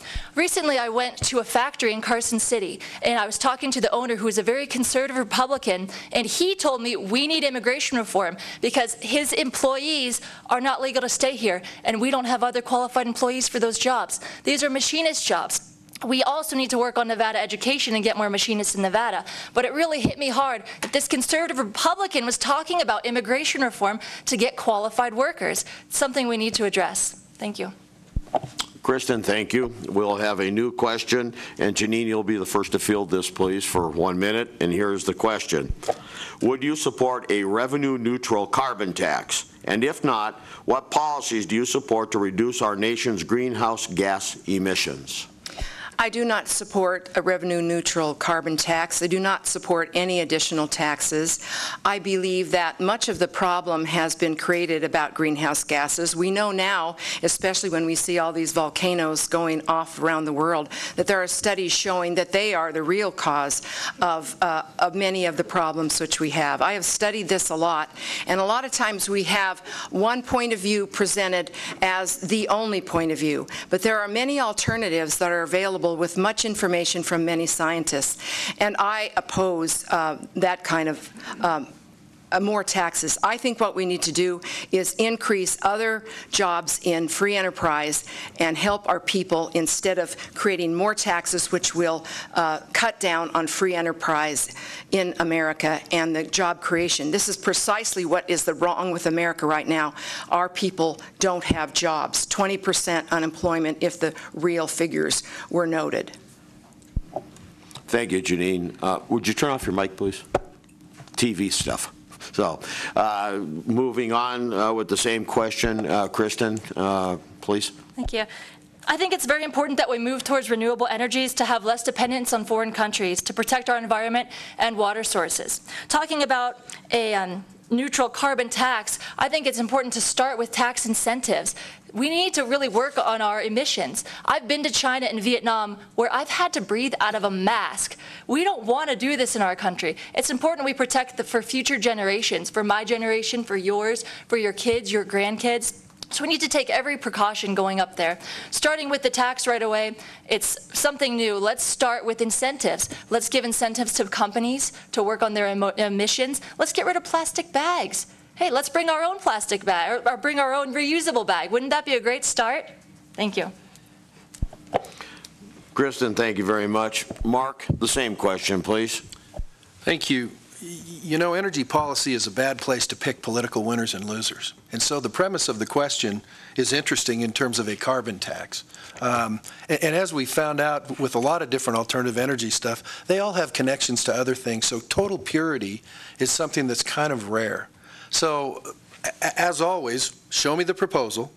let's see what it is, but I can tell you that we would start out with energy policy is a poor place to pick political winners and losers when cost of energy talks about jobs that we've talked about, it talks about making ends meet in your household, and by the way, as the guy who just passed a bill with 75,000 acres of wilderness in it out of the House for the second time, I don't think in order to be environmentally friendly, you have to support a carbon tax. Thank you. Thank you, Mark. We'll move on to the next question, and Kristen, you'll be the first to answer this particular question. What is more important, allowing the people to use public lands or the sage grouse? Why? Well, I've been all over Nevada discussing this. I met with Grant Gerber, the county commissioner in Elko, and he is a very conservative Republican, but he's saving the sage grouse. He's doing great things, and he gave me a large presentation about the things he's doing to breed more sage grouse, but he's a real proponent of public lands. Nevada is 87% federally owned, and I love using my public lands. So I just did a dirt bike trip across Nevada to promote the use of public land. I brought 10 guys, and we drove all the way across on BLM land, because that land is for the public. We also need to take care of the sage grouse. I don't want them to get on the endangered species list because we'll lose access to those public lands. So meeting with people like Grant Gerber was very beneficial because we found out how to protect sage grouse, how to breed more, and all of the different options. So I want to let you guys know I listen. I'm willing to go out there and listen to the constituents and see what they want. Thank you, Kristen. Mark, the same question, please. Thank you. As someone who's been working on it for about 3 years, got language in the appropriations bill that delays the listing for a year, no federal resources to be used in it, to allow the federal government to ask for resources to do what? It's not the bird that's endangered, it's habitat loss and fragmentation. Acres, not feathers. And you want to know where those acres are going? They've burned up in the last 20 years. It's not because we have more cows. It's not because we have more sheep. It's not because of multiple use and people on dirt bikes. It's because we've had wildland fire for the last 20 years. So if you really want to do something about sage hen habitat, sorry, it's not Nevada and it's not sage grouse. It's Nevada, and we call them sage hen here. If you really want to do something about it, then what you need to do is talk about managing fuels before the fire starts and restoring it, because lightning does strike despite our best efforts. And then you can talk about doing something for the resource, and that's where the focus ought to be, as opposed to using, once again, political premise to set public lands policy on multiple use. Thank you. Thank you, Mark. Janine, the same question, please. I live in Elko, and one of the biggest growing organizations, and there are the firefighters. We have lost 50% of our ranchers, and now the rural counties are burning up because of the mismanagement of the BLM and the Forest Service. Grant Gerber, who Kristen talked about, is my county commissioner, and they have done scientific studies on the things that are really reducing the sage hen. And those, one of the main things, as Mark said, are the habitat, which is caused by the fact that the Forest Service and the BLM have allowed our land to burn up instead of allowing the cows to graze, and the predators, which have not been controlled. And so there are many scientific things, and those studies are being conducted right now, and we don't need to have the federal government come in here and tell us how to run our land. I think it's very important for us to do all we can regarding this issue so that we don't have more federal tyranny going on in our own state of Nevada. And we can do that, just as we're working on in Elko County. Thank you very much, Janine. Time for a new question, and Mark, you'll be the first to field this question, and here it is. Do you believe in supporting seniors by supporting the House version of Senator Tom Harkin's Strengthening Social Security Act? If not, why? Well, actually, Senator Harkin's off to a great start, but the overall issue is this. The most disrespectful thing anybody in the Congress can do is sit there and tell you that Social Security is just fine and don't worry about it. The numbers don't work 15, 20 years down the road. And so if you want to be politically courageous, it's like for the system to continue, you have to go out. I was born in 1958. So let's say everybody born in 1957 or later is going to have a different system. That's the bad news. The good news is you got 15 years to prepare for it, and there might be a system there when you get done. It also doesn't pull the rug out from anybody who's currently close to Social Security eligibility or presently on Social Security. So if it's, do we need to do something about Social Security? Absolutely. It falls into the same category as the immigration thing. Demand the courage from your people to deal with the issues that need to be done. And if you disagree with how they deal with them, then every 2 years in the House, you can fire them. That's the system. Thank you. Thank you very much, Mark. Let's see. Janine, the same question, please. Thank you. I think our federal government has really been dishonest to all of our seniors about what's going on with Social Security. They have used the Social Security fund for general fund money.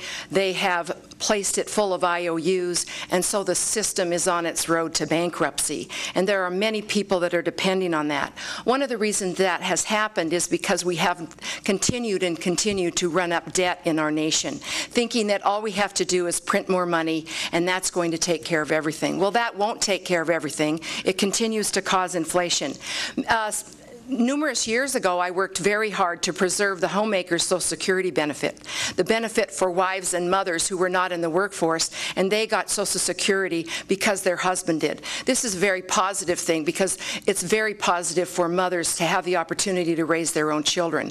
And so I was very involved in saving that for all of our grandmothers today and all of our mothers. And so I really appreciate and think that we need to do all we can to preserve this, but the government has not been honest.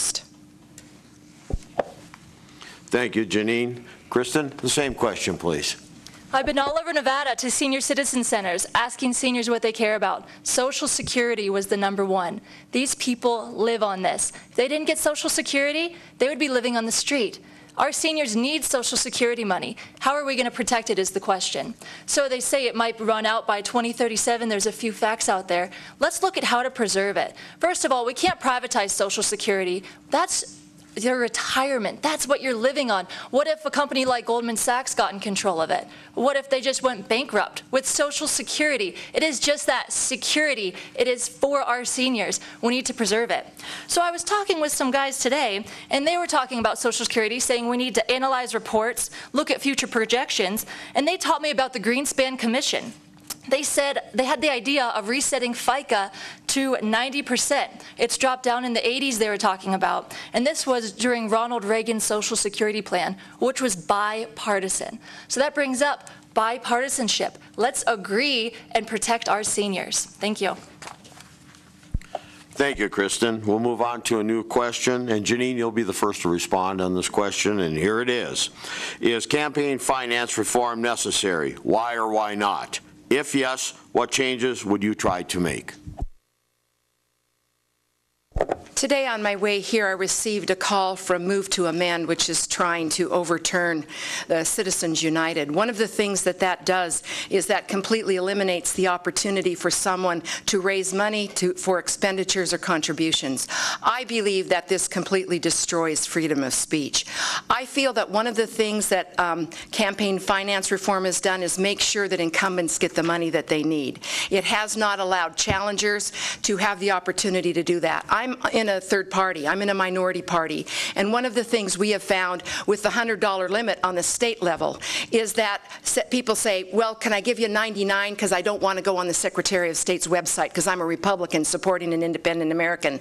What this has done is completely undermined the opportunity to challenge the majority parties and those in office. We need free elections without control by the government of campaign finance because it only helps the incumbents and those in charge.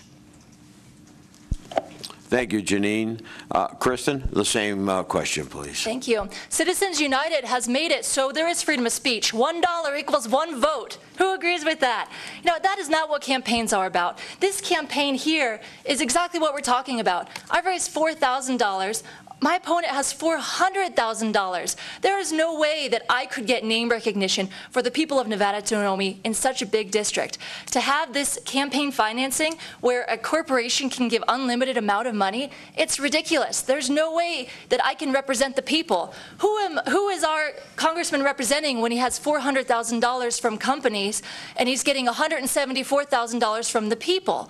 I want our congressmen to vote for the people and what the people want.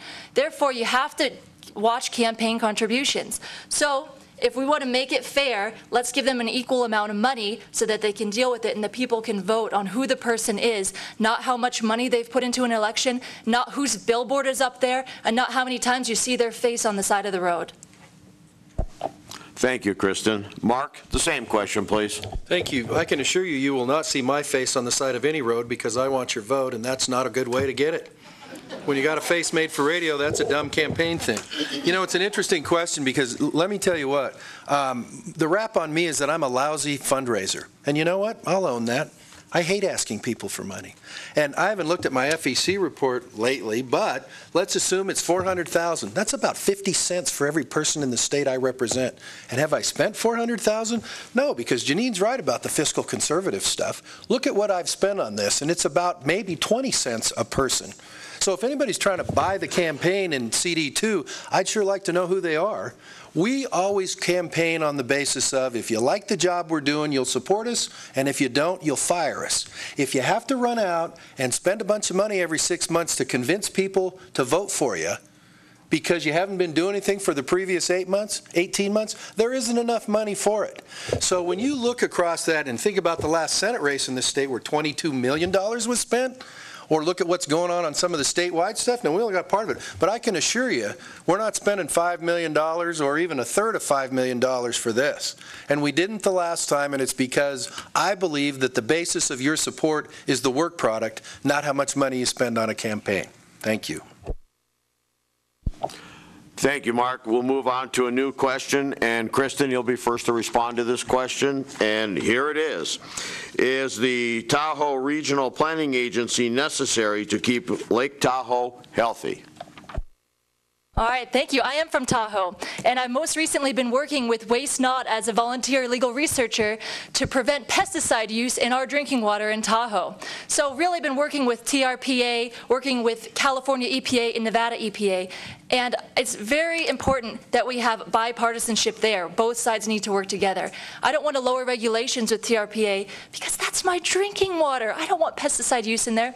But I will tell you that I'm very interested in talking to both sides. So I've researched the big problems with Tahoe, which is milfoil, an invasive species that gets all over. And I've talked with biologists, and they said if that milfoil gets everywhere, it stinks like rotten eggs. So at that point, I am willing to use some pesticides to get rid of that milfoil. You always have to consider both sides. It's very important.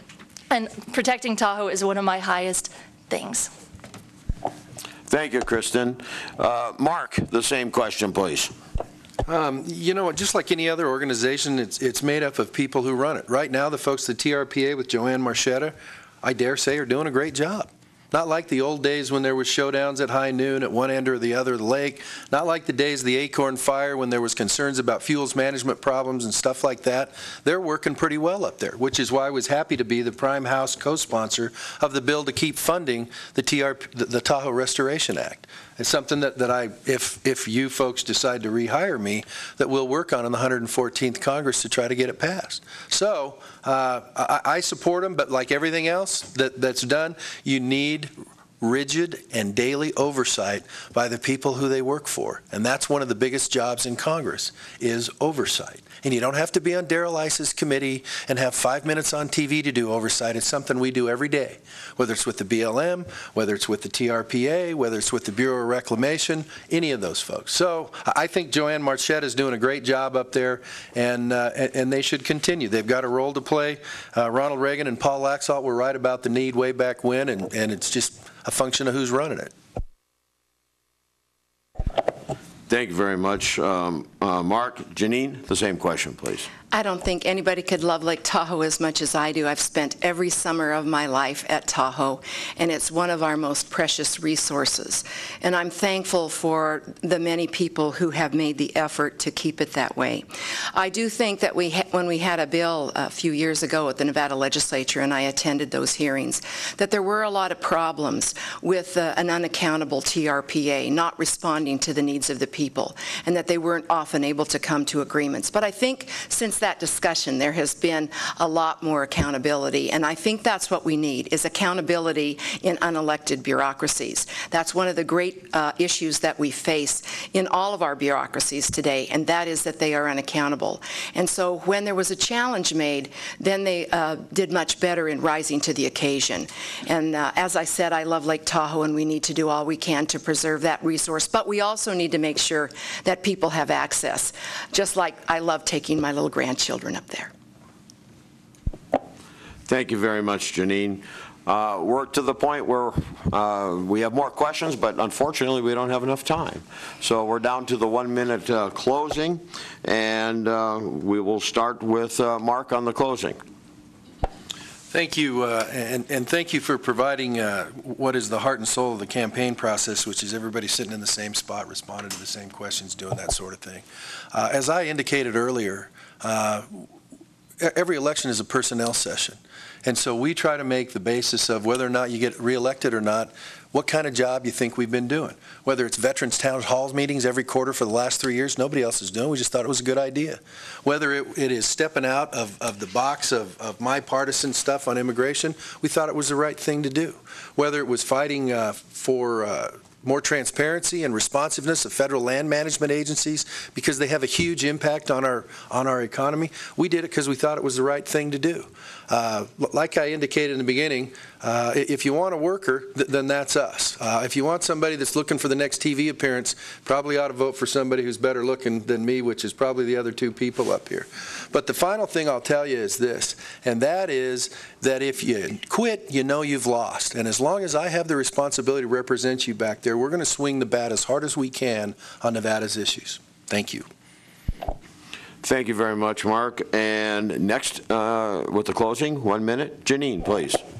I appreciate the opportunity to be here, and I appreciate the opportunity to discuss these very important issues that face all of us in America today. One of the most important issues is that of economic prosperity, and we have considerable problems in America with that. We need to cut taxes and unconstitutional spending. We need to promote free enterprise and job creation. We need to begin returning to our constitutional limits, which we are completely out of bound on, especially in the presidency as well as in Congress. There are so many things that need to be done. And I appreciate the fact that when I went to Washington last year, Mark was very willing to meet with me. And I do have a lot of experience in the issues on the federal level. And I do have a voice that could be heard. And I do have an alternative. I certainly support the right to keep and bear arms, the control of Nevada's lands being returned to Nevada, and protecting the family. These are things that are very important to me and the future of America, which is in jeopardy at this time. Janine, thank you very much. Kristen, 1 minute closing, please. I am owned by no one, therefore I can vote for the constituents' best interest. I will get Congress working. I will actively and publicly demand that my colleagues drop party allegiances and find workable compromise to fix this broken Congress. I'll show up to vote. I will get ready to vote, and I will show up. I will vote for veterans, federal funding for education, and to protect Social Security. I will not waste government money, as seen by my campaign trip, where I camped all the way across Nevada. I will work for more efficient government spending, immigration reform, tax simplification. Please vote for me, Kristen Spies, KristenSpies.com, and I want to tell you about my sign contest. Since I'm running a low-budget campaign, I'm asking everyone to make a sign and put it in the back of their car. Someone made this, and I found it in a gutter. Whoever made this wins the contest. So whoever makes the best one, take a picture, send it to my website, and you can be in the Nevada Day Parade with me. Thank you very much, Kristen. This concludes our candidates forum for the U.S. House. We will next move on to the position of State Treasurer, but let's have a round of applause for our three candidates.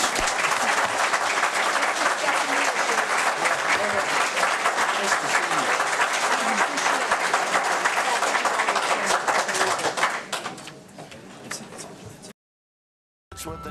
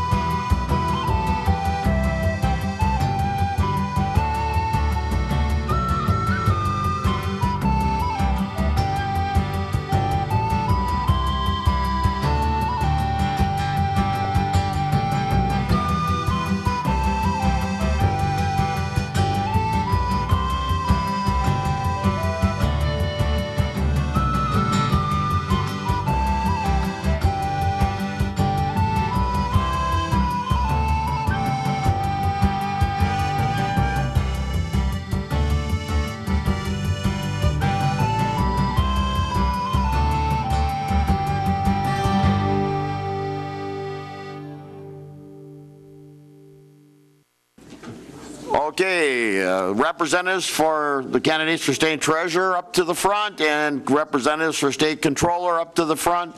And we will start with the office of state treasurer. We have surrogate speakers and we have statements, a combination of both for these various offices. So we'll begin with the state treasurer. We'll go in order. So the first will be Catherine Byrne, who is a surrogate, and please introduce your candidate and say what you're going to say. Hi, thank you for coming. Thank you for inviting me to this afternoon. Kim wants me to share a message with you, but before I start, I'd like to tell you a little bit about Kim. Kim is a native Nevadan. She loves this state and will always make Nevada her home. She really does want to make a difference and give back to the state, and as controller, she has done so. She has won the respect of leaders on both sides of the aisle and of her peers in accounting and government sectors. Now she is running for state treasurer, and there is no question that she is the best person for the job. Kim is the only candidate for treasurer who is a CPA and a certified financial manager, the only one with financial expertise required for the treasurer's office. And having been controller, she has the first-hand knowledge of what the treasurer does.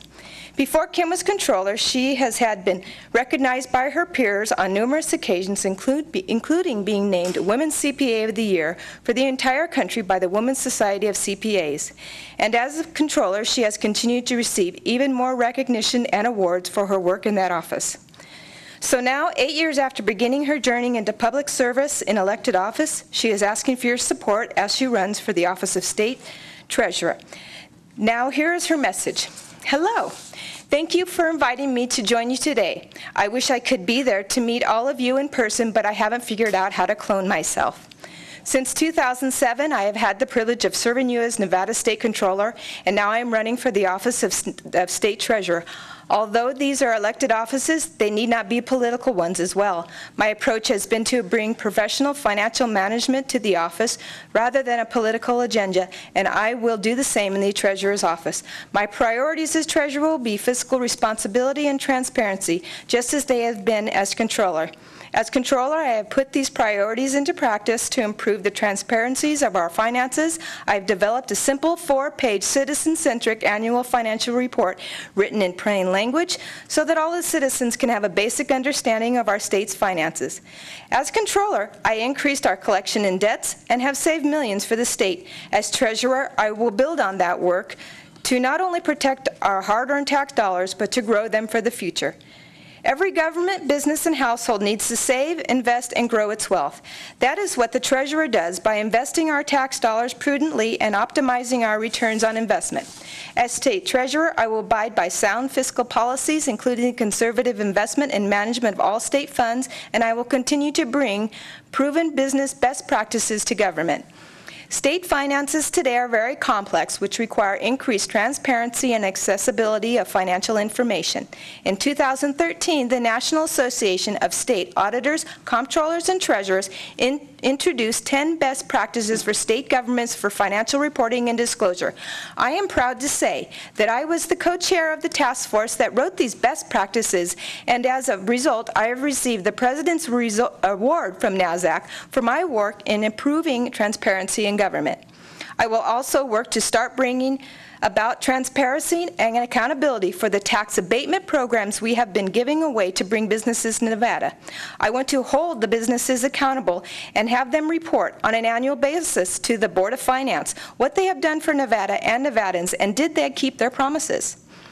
There is an additional priority I will have as Treasurer: securing the future of our Millennium Scholarship Program. We simply must ensure that this program and others like it are continued and improved, because the future of our state depends on future generations having the education they need and the incentive to use that knowledge here in Nevada. I'm asking for your vote on November 4th. Kim Wallen for Nevada State Treasurer. Thank you. Thank you very much, Catherine. And our next surrogate speaker, Al Kramer. Mike? Turn on the mic, please. Thank you. Thank you to the League of Women Voters for this opportunity, and to all of you for coming. Of course, I realize most left after the main part here. I apologize, this is Dan Schwartz speaking. I apologize for not joining you, but I have a previous commitment in Tonopah this evening. The state treasurer is a down ballot race, but in fact it is a very important job. Treasurer has several responsibilities, but it's primarily responsible for investing Nevada's $2 billion general fund portfolio and overseeing our children's college education and savings programs.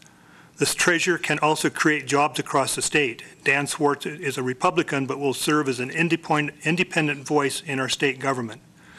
First, I'll say a few words about Dan. He's married to Yellen and has 2 wonderful daughters and has spent a total of 6 years in Nevada, 2 years in Genoa and currently in Las Vegas. Dan has a college degree from Princeton, where as an undergraduate he majored in public and international affairs at the Wilson School, then served 2 years in the United States Army in Germany. After his military service, he earned a law degree and an MBA in finance from Columbia. Since graduating, Dan has spent over 35 years working in the financial sector. He's worked for banks and securities firms and understands finance and investments. Over that period, he has also led several successful companies in the publishing and internet services areas. He well understands the challenges facing small businesses. The most important takeaway from his years in the business community is that people are the most crucial part of any undertaking. One of the companies Dan managed was a turnaround. In fact, that is the challenge facing the new state treasurer. Currently, the state earned less than 0.5% on its $2 billion general fund. Figuring in inflation and fees, the state actually loses money on its general fund investments. The current treasurer has also promoted a $50 million private equity fund.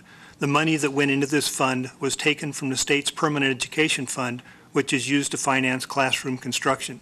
A private equity fund is extremely risky. Nevada's treasurer has no business initiating one, and despite high promised returns, all Nevada has seen from the Silver State Investment Fund is a net loss of $600,000 to $1 million.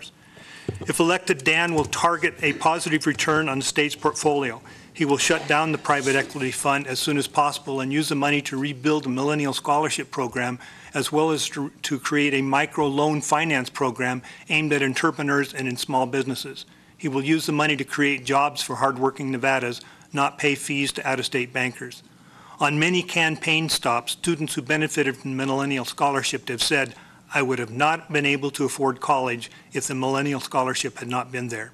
Dan is also aware of the challenges facing K through 12 and wants to extend the treasurer's activity to improving education in general. In sum, that the status quo is no longer acceptable is clear. Dan will restore the state treasurer's office, making it a trusted partner in Carson City. He will be an independent voice in government, responsible to those who elected him and not the chosen few. He will put Nevada first, politics second. Dan Swartz for state treasurer. He asks for your vote and trust on Election Day. Thanks. Thank you very much. And now we'll have a prepared statement for candidate Crest Cave.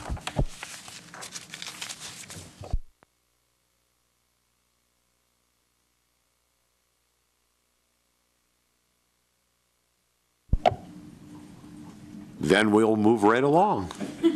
We'll now go to the Office of State Controller, and we have for Andrew Martin, a surrogate, Paula Rudolph. Hi, my name is Paula Rudolph. I'm here to tell you about Andrew Martin. When choosing who the state controller should be, qualifications, experience, and first-hand knowledge of the state's finances are where you should begin. Andrew Martin holds 8 different financial certifications and is the only candidate in the race who is a certified public accountant. His public service includes serving on the School Board Oversight Committee, the Nevada Economic Forum, and as a current assemblyman, he has worked on the state's budget, understands its finances, and knows what needs to be done to improve our economy. The controller is the state's chief fiscal officer, whose responsibilities include protecting the citizens' money to ensure that it is properly accounted for and spent in the most efficient and cost-effective manner. His priorities are to strengthen the state's fiscal oversight and accountability. He understands you deserve to know that your dollars are being spent wisely to accomplish tangible results, and that there is accountability and transparency in the way Nevada spends your money. His passion for accounting and finances, as well as the pursuit of fiscal responsibility and transparency, Transparency is what makes him Nevada's best choice for state controller. Please vote for Andrew Martin, state controller. Thank you very much. And now we'll move on for a prepared statement for candidate Ron Knecht. As a member of the League of Women Voters, I am reading Mr. Knecht's statement, which he has provided in third person. Ron Knecht is an economist and financial policy and technical analyst with 43 years in management and professional positions, half in public service and half in small business. Also a founder, director, or executive for 6 businesses and 6 public interest or charitable organizations. With a BA from Illinois, MS from Stanford, and a law degree, JD, from San Francisco, plus California Professional Engineer registration, he has testified in approximately 150 times as an expert witness. In the Nevada legislature, he was a leader in defeating the largest tax increase ever proposed for Nevada. He has signed the Taxpayer Protection Pledge. Twice elected regent, he's been a very active member of the Audit Com, chairman for 2 years, and the Budget and Finance Committee, chairman 2 years and vice chair 1, and has been very active on the Investment Com, which now oversees $1 billion in public funds. Ron has compiled a strong record as a reliable limited government conservative, just what you need for controller, Nevada's chief fiscal officer. As a regent, he has led the fights for our community colleges and against tuition/fee increases. A former college economics instructor, he's a columnist for Nevada Online and print publications. Ron lives in Carson City with his wife, Kathy, their daughter, Karen, and Kathy's mother, Christina. Ron Knecht, the best qualified and most experienced candidate, will modernize the state finance, accounting, and IT system and put the state checkbook up online so you can see how your tax dollars are being spent. He'll take good care of your tax dollars. That's the end of his statement.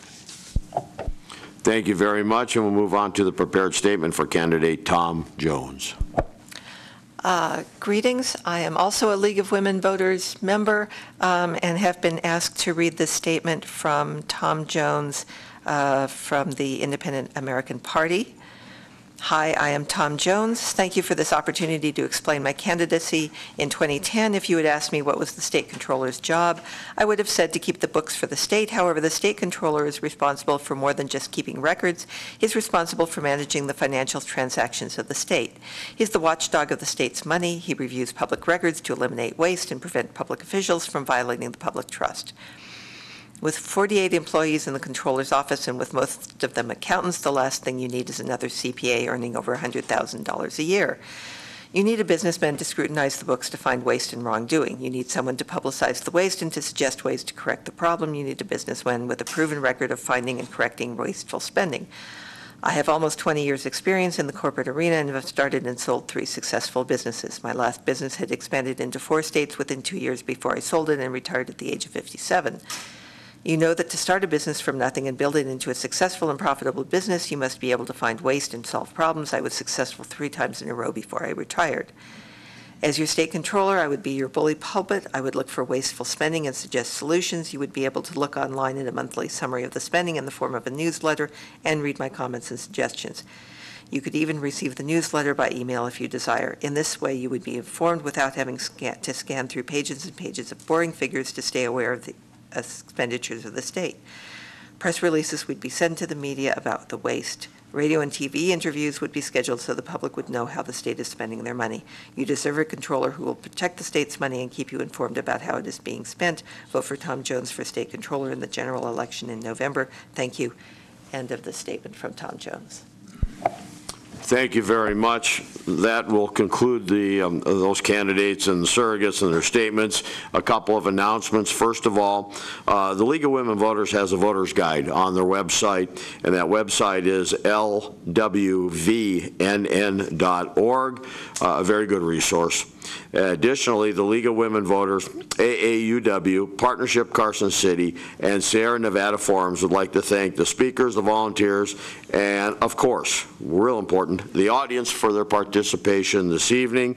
Also wish to thank Carson TV and the Nevada Appeal for covering the event.